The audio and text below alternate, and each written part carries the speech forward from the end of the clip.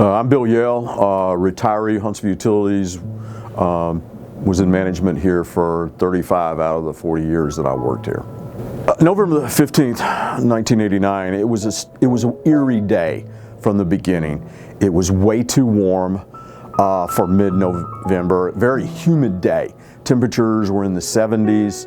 It was overcast, breezy, just damp feeling. And it was one of those days that you just felt like, you know, something was going to happen.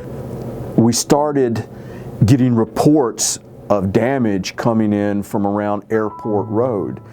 We were in our early days of having a lot of monitoring equipment on facilities like substations. And at that time, we had a substation there at the corner of Airport Road and Whitesburg. And we were getting all kinds of data coming out of that. We were getting reports that they were needing to get into Crestwood Hospital, but there were lines down all across the road, and they didn't want to try to cross them. They didn't know if they were still hot. So we were getting reports that there were cars on top of the substation that was at Whitesburg and Airport Road. And we actually had one of our crew members went in there and helped get a lady out of a car that was actually laying on top of what was destroyed buswork within the station. We were concentrating on the Airport Road area. We didn't even know about the damage that had taken place in Jones Valley till later in that process, as we got into the nighttime. The bulk of your outages were along that path. That's in a tornado event, you don't necessarily have widespread. It's the stuff right there where things get damaged. There were thousands of customers out of power, but the thing that really hurt us was the fact that it damaged that north-south. And as we got into some cold weather later in the fall and into December, we couldn't move power around. We couldn't switch. We were very limited in what we could do.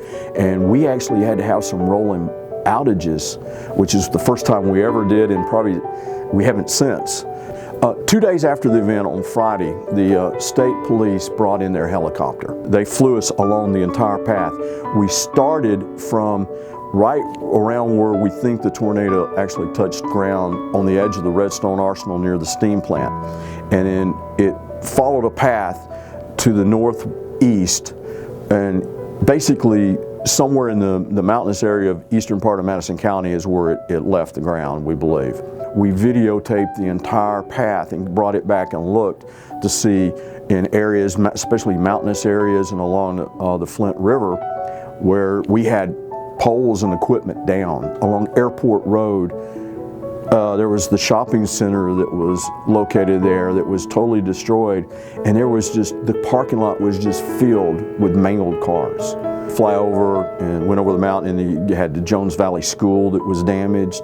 And matter of fact, the day after the tornado, when we did some of our site survey, I went into what is our Tony Drive substation, and I found a school desk that had been blown there from Jones Valley Elementary School.